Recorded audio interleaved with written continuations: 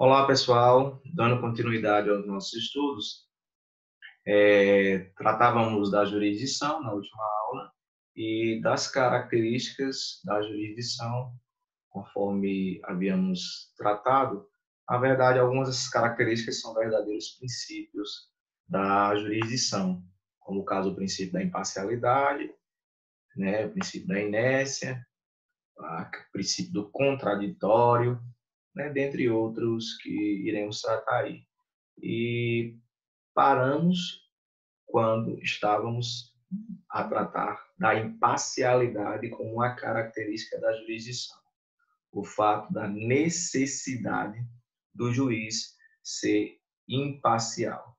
E imparcialidade, como nós havíamos começado a falar, na verdade, trata de uma característica que vai dar a noção de que o juiz ele tem que estar equidistante, ele não pode estar envolvido no conflito de interesse, né, que permeiam as partes. As partes, elas possivelmente terão seu conflito solucionado para que a imparcialidade esteja ali observada, integralmente observada, quando o juiz ele for alheio aos conflitos que são levados para serem solucionados por ele.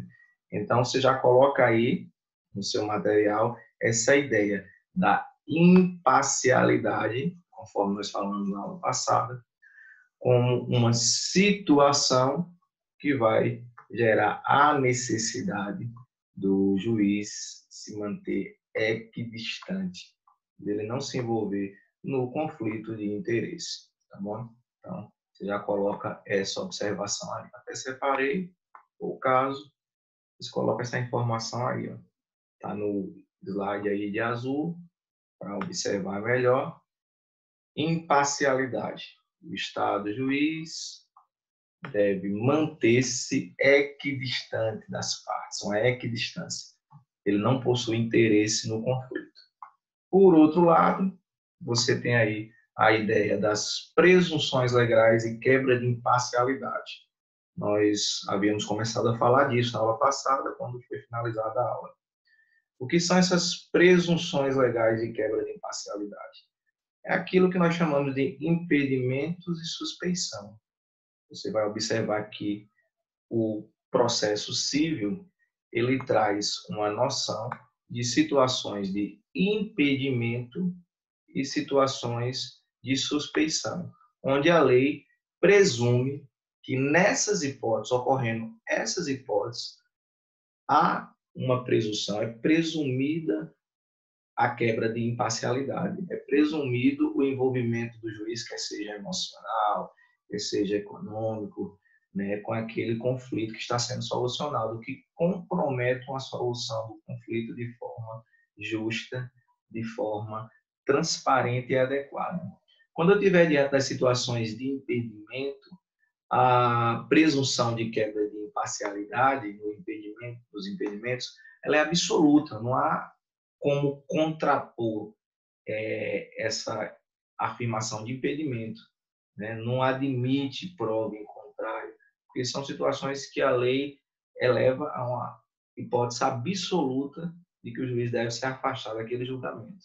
Enquanto que a suspeição você tem uma presunção relativa.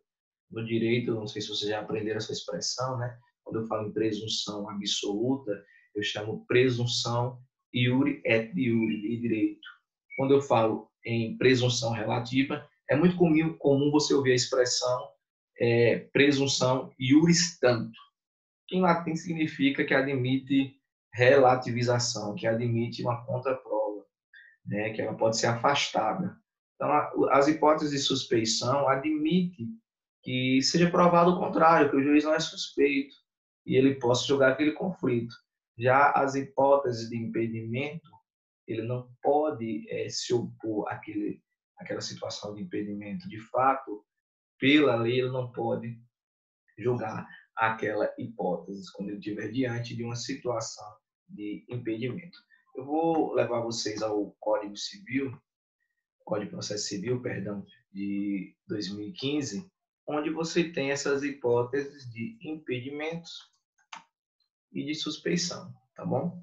Vou trazer as hipóteses de impedimento e suspeição, como a gente já vinha falando na aula passada. Eu cheguei a ler algumas delas, né? Vocês viram que o artigo 144 trata dos impedimentos. Então, nessas hipóteses, o juiz não pode julgar. É vedado ao juiz, ao Estado juiz exercer suas funções. Tratamos de algumas delas. Então, todas essas hipóteses, que não é para decorar, são exemplificações de situações em que o juiz não pode atuar em determinado processo, porque está comprometida a sua imparcialidade. Então, essas hipóteses do artigo 144 são absolutas. Não há como provar o contrário, tá certo? Já na suspeição, as hipóteses do artigo 145, você tem aquelas hipóteses de quebra de imparcialidade, mas com uma gravidade menor do que ocorre em relação aos impedimentos. Mas mesmo assim torna o juiz inapto para o julgamento daquele feito. Com a diferença que é a parte que tem que alegar, né? Tá certo? A parte vai alegar a suspeição, e se ela não alegar no momento oportuno, né? Isso aí pode chegar, inclusive, a precluir, se ela não alegar esse impedimento, essa suspeição, né? Essas hipóteses aqui do artigo 145. Por exemplo, quando o juiz é amigo íntimo, inimigo das partes, receber presentes, né? Tiver interesse na solução do conflito, né? Do julgamento em favor de qualquer das partes, ele deve se afastar daquele julgamento. O juiz pode tanto, né, declarar isso de ofício, inclusive por outros motivos que não esse do 145 aí, os incisos 1 a 4, por questão de foro íntimo, algo que é pessoal, que inclusive ele não precisa ter, nas razões ele pode se afastar do processo. Ou, se ele não fizer isso, a própria parte deve alegar essas hipóteses sob pena de preclusão. Quando a gente fala dessa questão do juiz declarar-se suspeito por foro íntimo, pode ser por determinadas e variadas hipóteses. De repente, é um conflito de interesse que o juiz acabou se compadecendo, acabou se envolvendo emocionalmente com a parte. Muitas vezes nem a própria parte sabe, né, a parte contrária desse envolvimento, desse interesse do juiz, nesse compadecimento, por assim dizer, do juiz em relação a uma das partes. O juiz está envolvido emocionalmente, dele ter uma visão pessoal já pré-constituída de determinada situação. Em tese, ele pode se afastar desse julgamento e por iniciativa dele mesmo e até, às vezes, sem inclinar os motivos. Eu gosto de citar um exemplo em sala de aula que ocorreu comigo. Né? Se eu fosse juiz e fosse julgar uma situação semelhante, era bem possível que eu declarasse a minha suspeição de ofício, né? Por questões de foro íntimo, sem nem declinar os motivos. São aquelas hipóteses em que, às vezes, a parte não tem nem como saber que você está envolvido emocionalmente com o conflito como julgador. Exemplo, eu tenho 3 filhos. Tenho a minha filha mais velha de 17 anos. Hoje, atualmente, ela tem 17 anos. Mas quando ela era mais nova, por volta dos 3 anos de idade, ela passou por um problema de saúde grave. Ela começou, né, com febre, começou, né, o corpo ficar todo mole. E aí você tem aquelas doenças, quem é pai, quem é mãe, quem é tio, algum irmão de repente, né, pequeno, já passou por essas situações em que leva para o hospital e a criança é diagnosticada com a virose. E bem assim foi com ela, a virose. Vai para casa, vai descansar, tomar um remédio, ficar em observação.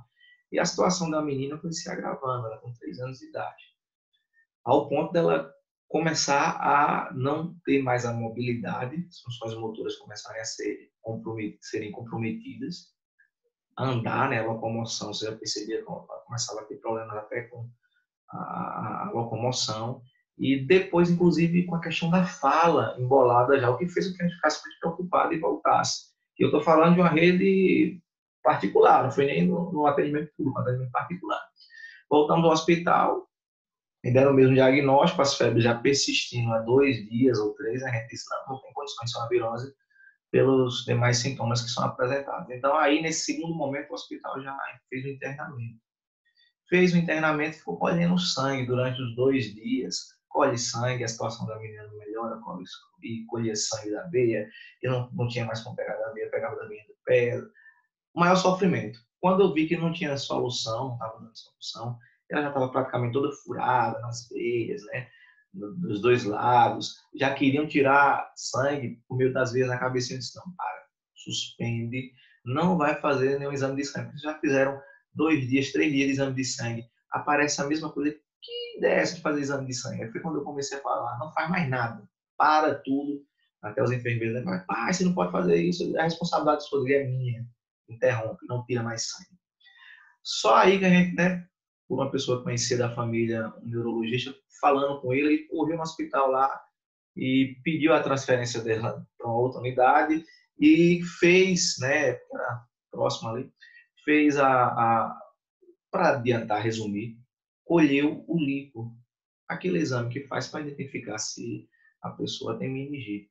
Para surpresa da gente, quando colheu o líquor, que era indício, né, que a pessoa estava até comprometendo o sistema de locomoção, o sistema nervoso, estava com meningite. Por nossa sorte, para a sorte da gente, a meningite era viral, que parece que é uma forma menos agressiva do que a bacteriana, que mata até 24 horas, 48 horas, a pessoa pode morrer. O que acontece?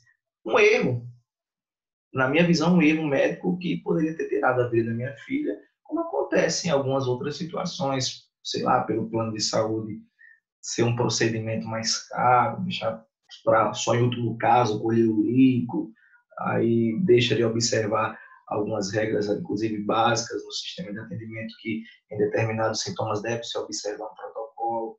Mas, resumo, estou eu trabalhando na vara criminal, onde eu assessoro o magistrado, fazendo as decisões, as minutas das decisões, chega uma carta precatória, uma situação que ocorreu na cidade vizinha. Depois de muito tempo, minha filha já grande, já uma adolescente, onde uma criança morreu em um determinado hospital aqui, com a mesma dinâmica. Os pais levam para o hospital, a criança é atendida, diz que é uma virose, volta para casa, a situação se agrava. Quando os pais voltam para o hospital novamente, a situação está tão grave que a criança é internada imediatamente às pressas, já entrando praticamente em coma, e estava no hospital particular, transferido às pressas para o Dom Malan, né, hoje que atende só a parte infantil, e por ter uma estrutura melhor, apesar de ser melhor, saiu do privado, do hospital privado para ir para o público, porque a situação era gravíssima e lá tem uma condição melhor de atender. Mas, infelizmente, a criança acabou falecendo. Os pais inconformados foram à delegacia prestar uma queixa. O delegado apurou o caso e percebeu uma falha de alguns profissionais, dos médicos que possivelmente atenderam, né? Uma possível falha, porque acho que está em curso o processo. E indiciou aqueles profissionais por homicídio culposo, sob que alegação? Que a partir do momento que os sintomas persistiram, existe um protocolo médico, inclusive expedido pela Secretaria de Saúde, que deve ser observado, que é fazer o recolhimento do líquido, o exame para comprovar se a pessoa não está, se a criança não está com meningite, e que eles postergaram, semelhante ao que fizeram na minha hipótese. Olha que situação, imagine se eu sou o juiz e estou julgando aquele cara. É uma carta precatória de Juazeiro, o juiz de Juazeiro terminar. Mas imagine se fosse uma situação na qual eu fosse o julgador, o juiz, julgando uma situação semelhante pela qual a minha filha passou e que, por sorte e pelas bênçãos de Deus, não ficou numa sequela, porque não foi uma situação tão simples, mas que mexeu muito com o meu psicológico e com o de todos nós, da família. Imagina eu pegando um processo desse. Ora, o julgador já vai analisar esse feito com outros olhos, com os olhos voltados para uma condenação, o que vai comprometer o contraditório, o que vai comprometer a ampla defesa, o que vai comprometer a própria legitimidade daquela sentença ao final do processo.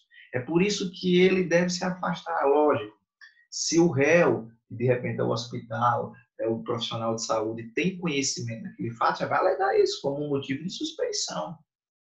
Mas se ele sequer tem conhecimento, o juiz tem que ter, né, uma formação ética e moral suficiente para aplicar esse artigo 145, para o parágrafo 1º, para de ofício declarar-se suspeito.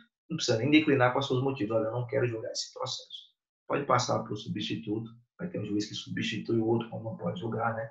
Todos vão ter. E aí esse outro juiz que não passou por essa situação semelhante, que não estaria envolvido emocionalmente nesse conflito, poderia julgar.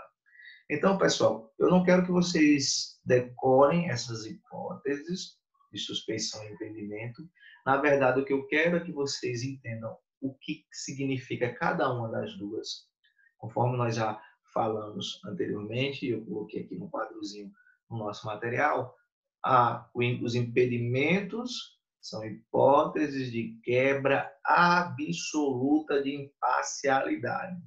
Então, quando, por exemplo, o juiz ele é a própria parte no processo, né? Quando ele for parte no processo, quando estiver atuando no processo, seu cônjuge, companheiro, parente, terceiro grau, inclusive, quando ele interveio antes no processo como promotor de justiça, como testemunha, há uma presunção da lei que tem quebra absoluta de imparcialidade.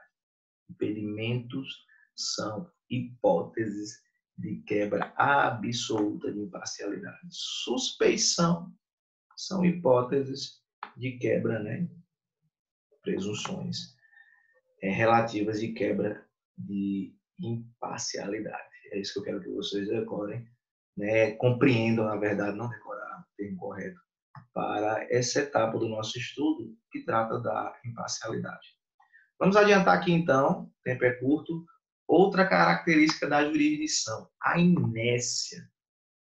Pessoal, a característica da inércia está prevista de forma expressa, inclusive, no nosso Código de Processo Civil, mas ela traz uma noção que eu já comentei anteriormente com vocês, a ideia de que a jurisdição ela não age de ofício. Você tem algumas expressões, já adiantando aqui, em latim, que traz essa ideia do princípio da inércia. O que é o princípio da inércia?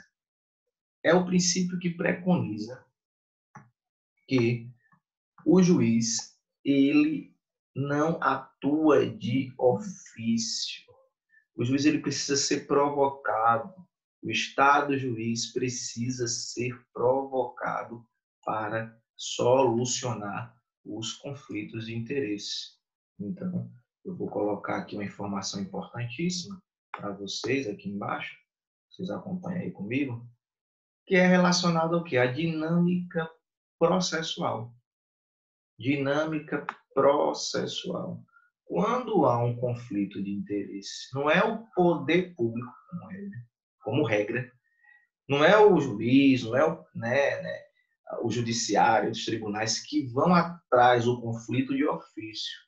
O conflito tem que ser levado ao conhecimento do Estado, aquele triângulo que eu sempre desenhei para vocês, onde você tem o Estado juiz lá no vértice, em cima, você tem nas bases aqui a parte autora, no outro lado a parte ré, mas é o autor que provoca a jurisdição. A inércia traz a necessidade de provocação da jurisdição para solucionar o conflito. Está aqui, ó, dinâmica processual, princípio da inércia, tá certo? Também conhecido como princípio dispositivo, relacionado à iniciativa da parte. Também se conhece por essas expressões aí, princípio da inércia, princípio dispositivo, princípio da iniciativa da parte. Onde é que tem a previsão legal desse princípio? Onde é que eu encontro a previsão legal do princípio da inércia? Eu volto daqui a pouquinho para esse quadro, mas volte aqui comigo a seguinte ideia. Artigo 2º do Código de Processo Civil 2015. Vamos lá para o artigo 2º, tá certo? Acompanha aqui juntamente comigo. Deixa eu só voltar aqui um pouquinho o CPC, que está bem à frente. Mas é logo no começo aqui, pronto, chegamos. Código de Processo Civil, artigo 2º do CPC. Olha o destaque que eu vou dar aqui. Artigo 2º do CPC 15. O processo começa por iniciativa da parte. A regra geral é essa. Por isso que a gente fala no princípio da inércia. O processo ele começa por iniciativa da parte. Princípio da inércia, também conhecido como princípio dispositivo ou da iniciativa da parte. É preciso que quem tem o interesse faça valer esse interesse perante o Estado, perante a jurisdição. Movimente a jurisdição para ela solucionar o conflito. Aí você tem nessa primeira parte do artigo, porque esse artigo tem dois princípios. Primeira parte, o princípio da inércia. A segunda parte, aqui vem um outro princípio. Quando a gente fala na primeira, né, o processo começa por iniciativa da parte, aí aqui começa o segundo princípio. E se desenvolve por impulso oficial, salvo as exceções previstas em lei. Ou seja, para que a jurisdição atue, ela precisa ser provocada, primeira parte do artigo, princípio da inércia. Depois que ela é provocada, ela se desenvolve automaticamente por impulso oficial. Esses princípios eles só são excepcionados nas situações previstas em lei. A regra geral é essa. Voltando aqui para o nosso material de apoio. Então, pego aqui mais uma vez e abro aquele quadro para que a gente possa compreender melhor. Dinâmica processual, eu tenho o princípio da inércia, tá certo? Trazendo que ideia? A ideia da heterodinâmica. O que é isso, professor? Heterodinâmica. A heterodinâmica está relacionada ao princípio da inércia, onde a jurisdição não age de ofício como regra. Ela precisa ser provocada por quem tem interesse, o terceiro, por isso que é hétero. Dinâmica se relaciona ao quê? Ao andamento. Então, para que comece a andar o processo, ele precisa de um terceiro, por isso tem o hétero aí, esse prefixo aí, né, na palavra, para dar início ao processo. Mas depois que o processo é iniciado, aí você tem o denominado princípio do impulso oficial, onde eu tenho a autodinâmica, ou seja, a dinâmica do processo, o andamento depois de iniciado, ocorre de ofício, mesmo que a parte não dê mais importância, mesmo que a parte abandone o processo, vai ser solucionada aquela ação que foi iniciada. Ela vai ter uma sentença, nem que seja uma sentença sem resolução de mérito, mas vai ser dado um encaminhamento àquele processo dele iniciado. Isso ocorre até mesmo de ofício. É aí onde eu falo que a autodinâmica, o desenvolvimento automático do processo, está relacionado ao impulso oficial. E a heterodinâmica, a necessidade da provocação para iniciar o processo, está relacionada ao princípio da inércia. Meus caros, desde a antiguidade, especificamente o direito romano, tem se feito menção a essa ideia. Você tem expressões em latim que traduzem o princípio da inércia. E duas expressões são bastante importantes. Essas duas que estão aqui, ó, no material de vocês. Nemo iudex sine actu. Deve estar pensando o seguinte: eita, o professor, ele fala latim. Eu não falo hipótese nenhuma latim, mas eu conheço muitas expressões em latim, porque o direito ele está aliado à compreensão de muitas dessas expressões. Então, até por osmose, você acaba aprendendo algumas coisas e não precisa necessariamente falar em latim, mas só se acostumar com algumas ideias. E, inclusive, palavras que têm, né, uma certa proximidade, até porque o português ele é um dos idiomas, né, que tem origem no latim. Olha essa expressão. Nemo iudex sine acturi. O que é que poderia significar isso? Ora, iudex eu tenho a noção de que é relacionado à jurisdição. Juiz, jurisdição e iudex, né? Parecido. E actor, essa é mais fácil, autor. Jurisdição, ator. Sine, sem. Nemo, qual é o significado? Não há jurisdição, Nemo, não tem, Nemo não há, jurisdição, iudex, sine, sem, autor, sem actor. Não há jurisdição sem autor. Por quê? Porque o autor é quem provoca a jurisdição. O autor, meus caros, é o responsável por fazer a jurisdição atuar. Então, é ele que vai provocar, vai dar início ao processo através da jurisdição. Lembra daquele triângulozinho que eu desenhava para vocês, ó, onde você tem aqui o A. Está aqui bem feinho, mas dá para a gente lembrar, né? O A de autor, o R bem feio aqui de réu E aqui o J do Estado juiz. Então, para que a jurisdição aqui em cima atue, é preciso que o autor entre com a petição provocando essa jurisdição. Lembra que eu faço esse desenho no quadro? O autor entrando com a petição inicial, que é esse documento que vai dar conhecimento ao Estado juiz de uma ação.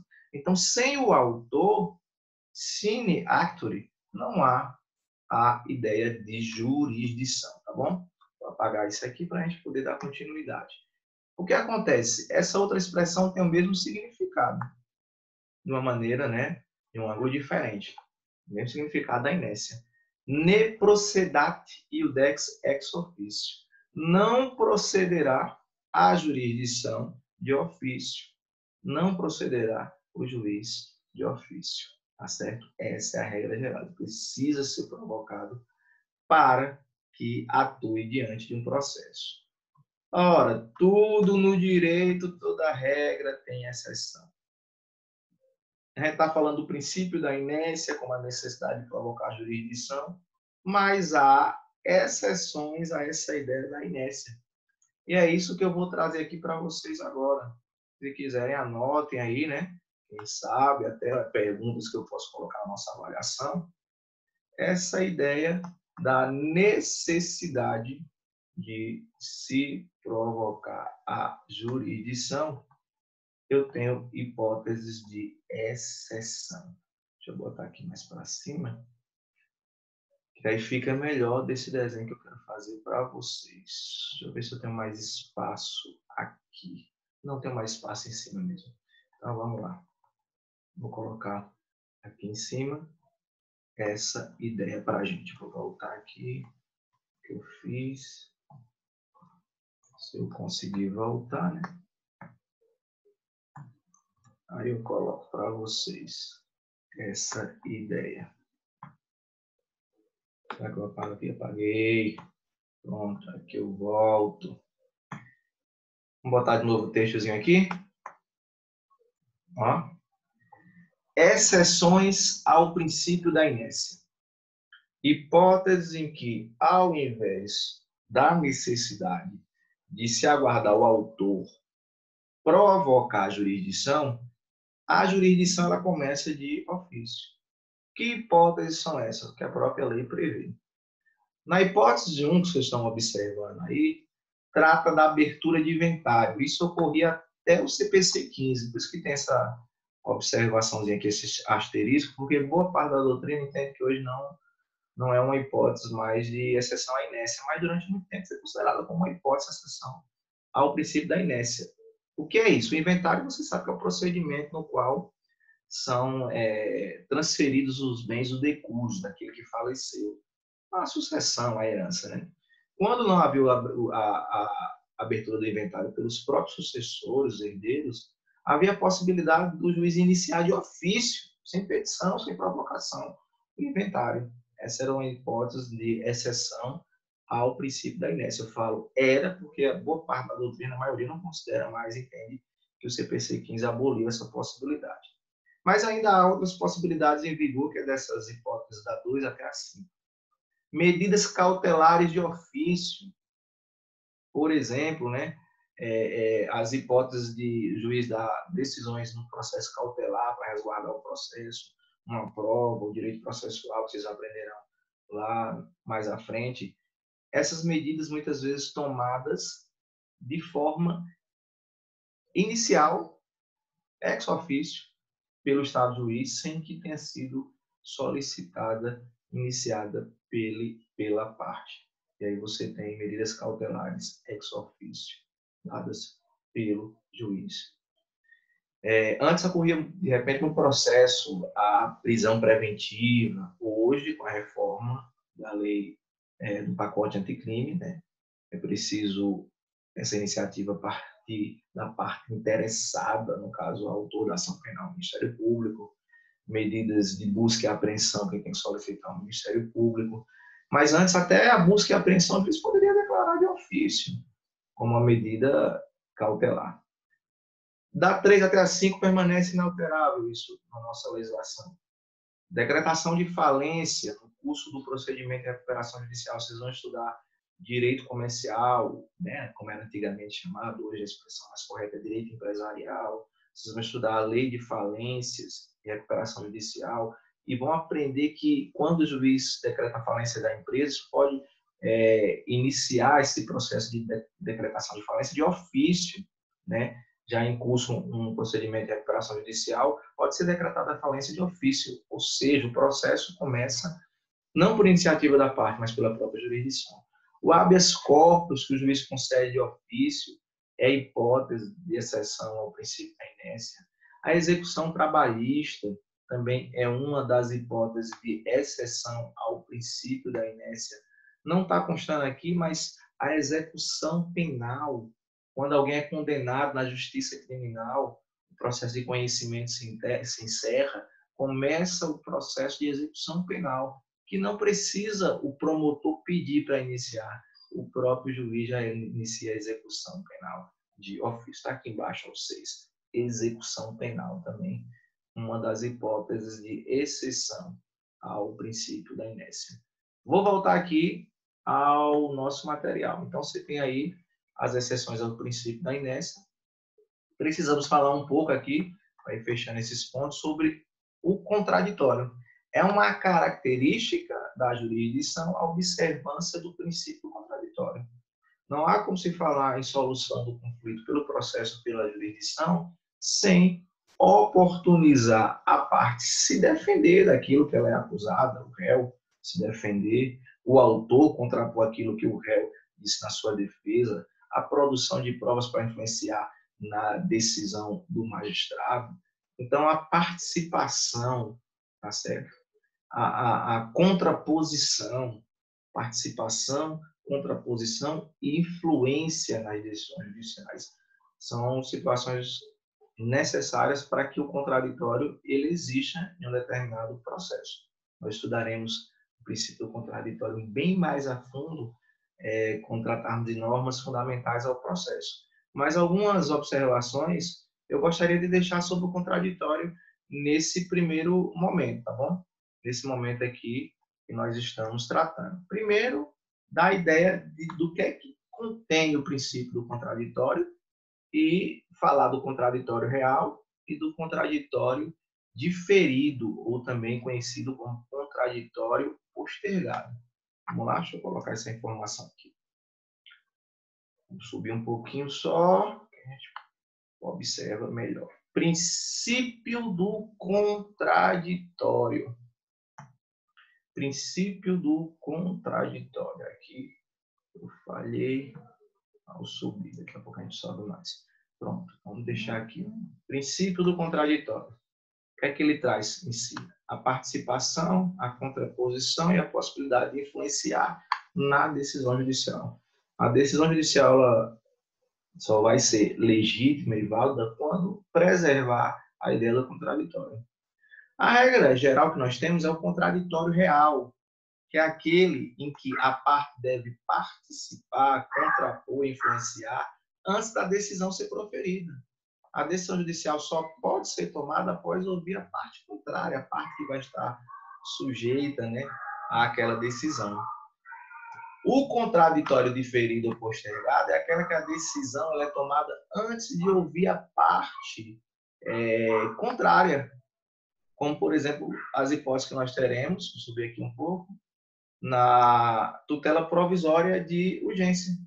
Você tem a tutela provisória de urgência, tendo a possibilidade de ocorrer o contraditório, que a gente chama de diferido ou postergado. Aqui, ó, contraditório diferido ou postergado. A decisão judicial ela é tomada antes de ouvir a parte contrária. Fica para frente, por isso que é chamado de diferido ou postergado. A possibilidade da parte questionar, contrapor as decisões. São hipóteses em que é necessário primeiro tomar uma providência judicial para só depois a parte questionar. Não é que a parte contrária, o réu, por exemplo, ele vai deixar de ter o contraditório dele fica para frente, por isso que é chamado de postergado. Ele exerce depois uma liminar, por exemplo, um plano de saúde que nega uma cirurgia e é preciso fazer aquela cirurgia com urgência, sob vendo até, de repente, o paciente morrer. O juiz dá a liminar não significa que é uma decisão que violou o contraditório. Não, aí o contraditório fica para frente. A empresa, o plano de saúde, pode ir lá depois questionar aquela decisão e até reverter, mas foi preciso tomar uma medida de forma antecipada. Você vai observar, né, esses exemplos aí que eu citei: busca e apreensão, tutela provisória, com hipóteses de contraditório diferido. Coisa julgada, para a gente fechar aqui rapidão, o que é coisa julgada? Vocês já estudaram provavelmente na lei de introdução ao direito, as normas de introdução, né? A lei com as normas de introdução ao direito brasileiro, a antiga lei de introdução às normas, né? Lei de introdução ao Código Civil. Você tem ali a ideia da coisa julgada explicando, acho que todo mundo já tem uma breve noção do que é coisa julgada, mas nunca é demais tratar desse tema novamente. Então, vamos falar um pouquinho da coisa julgada aqui, tá bom? Previsão. A coisa julgada tem previsão tanto na Constituição, como você vai observar nessa LINB, na Lei de Introdução ao Direito, né, as normas do direito brasileiro. Essa LINB aqui, ó, você vai observar que está lá, no artigo 6º, parágrafo 3º, o conceito de coisa julgada. Chama-se coisa julgada ou caso julgado a decisão judicial de que já não cabe mais recurso. Em breve resumo, né? Coisa julgada é aquela decisão judicial que não cabe mais recurso. Isso é protegido, inclusive, em nível constitucional. O artigo 5º, inciso 36, fala da proteção ao ato jurídico perfeito, né, a coisa julgada. Isso está lá no artigo 5º da Constituição Federal, que está aqui aberto, a gente pode, de repente, daqui a pouco dar uma olhadinha. Assim como no artigo 337, parágrafo 1º e 502, ambos do CPC, fala, sim, também da denominada coisa julgada. Eu vou aqui abrir a Constituição Federal, no artigo 5º, tá certo? Para a gente, inciso 36. Subir um pouquinho aqui, se der, que aí sai da tela. Pronto. Aqui, ó. A lei não excluirá, a apreciação que eu estou embaixo, 36. A lei não prejudicará o direito adquirido, o ato perfeito e a coisa julgada. Nem a lei pode ir contra a coisa julgada. Aquela decisão judicial que se torna imutável, imodificável, por não caber mais recurso. Então, a coisa julgada passa por essa ideia, tá bom? De não caber mais recurso. E o que é importante eu observar acerca da coisa julgada, que é mencionado naqueles artigos também que eu falei para vocês? Saber que existe a coisa julgada formal e a coisa julgada material. É preciso ter essa informação também. A diferença de coisa julgada formal e material. Eu ressalto para vocês que, em breve, né, quando mais à frente, talvez trataremos novamente da coisa julgada e relembraremos desse tema. Coisa julgada formal é o que? A decisão judicial que torna-se indiscutível numa ação judicial específica, em um processo específico. Pode haver ainda discussão sobre o mérito em outra ação. A coisa julgada formal, uma das suas características que ocorre é que a decisão ela não pode ser modificada naquele processo, mas de repente em outro processo ela poderia ser modificada. É quando eu tenho decisões sem resolução de mérito, sentenças sem resolução de mérito. E aí eu posso discutir num outro processo. Então, quando o juiz dá uma sentença, por exemplo, arquivando por ilegitimidade, por falta de interesse, por um aspecto formal, ali você tem uma coisa julgada só formal para aquele processo. Porque o conflito não foi solucionado, ele pode ser um objeto de uma outra ação. Quando o mérito, o conflito, ele é solucionado através da decisão de mérito, aí, meus amigos, surge a coisa julgada material. É aquela decisão que se torna indiscutível, imutável, imodificável, nenhuma ação específica e em qualquer outra. Você não pode entrar com a outra ação, porque aquele conflito já foi solucionado, o mérito já foi decidido. e não cabe mais nenhum recurso. Então, há essas duas hipóteses de coisa julgada, a material e a coisa julgada formal. Assim como eu falei que a inércia possui exceções, você vai ter também as exceções da coisa julgada, né, para algumas hipóteses. E aí, que hipótese de exceções nós teríamos aí para a coisa julgada? Vou selecionar aqui para vocês algumas hipóteses importantíssimas para tratarmos das exceções à coisa julgada. Vou botar aqui nesse quadro, tem mais espaço. Vou botar aqui, ó, exceções à coisa julgada. Tá bom?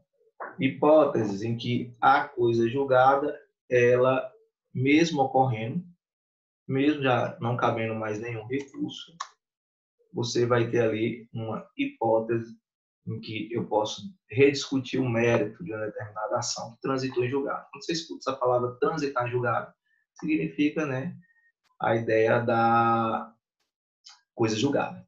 Ação rescisória, tem aqui, né, o artigo que está previsto no CPC, que no processo penal é chamado de revisão criminal. São hipóteses em que, mesmo havendo uma sentença com trânsito julgado, já não cabendo mais recurso, a parte pode entrar com essas ações até determinado período, né, que a lei prevê 2 anos, né? Mesmo transitado e julgado, não é recurso, é uma nova ação para tentar modificar o que foi decidido em uma outra ação que transitou e julgado, que não cabe mais recurso. Você tem aí outra hipótese, decisões em relações de caráter continuado, como a pensão alimentícia, onde é um trato sucessivo, né, um pagamento continuado, às vezes modifica a situação fática que gerou aquilo ali, as condições, a possibilidade econômica, que vai modificar, por exemplo, o valor a ser pago. Aí não está sujeito a coisa julgada, é uma exceção a coisa julgada. A modificação de sentenças em processo de investigação de paternidade, antes de existir, né, o exame de DNA, a possibilidade de se auferir paternidade pelo DNA. Então, é possível que decisões que no passado já tinham transitado e julgado, eu rediscuti aquilo ali porque agora tem um exame de DNA. E a coisa julgada inconstitucional, aquelas decisões que, mesmo transitado e julgado, não cabendo mais recurso, foram decisões que foram tomadas em flagrante violação à ideia da Constituição, a normas e princípios constitucionais. Essas decisões podem ser modificadas, mesmo já havendo transitado e julgado. Então, fica aí a dica das exceções à coisa julgada. Meus caros, em relação a essa parte de características, nós vamos parar por aqui. Eu vou gravar uma outra aula para vocês, trazendo mais características, finalizando esse ponto, né? E trazendo mais características em relação a partir da substitutividade, atividade substitutiva, e também tratando de mais outras características que teremos aqui à frente, bem como dos princípios da jurisdição. Bons estudos e nós retornamos a partir da característica atividade substitutiva, substitutividade. Até a próxima aula.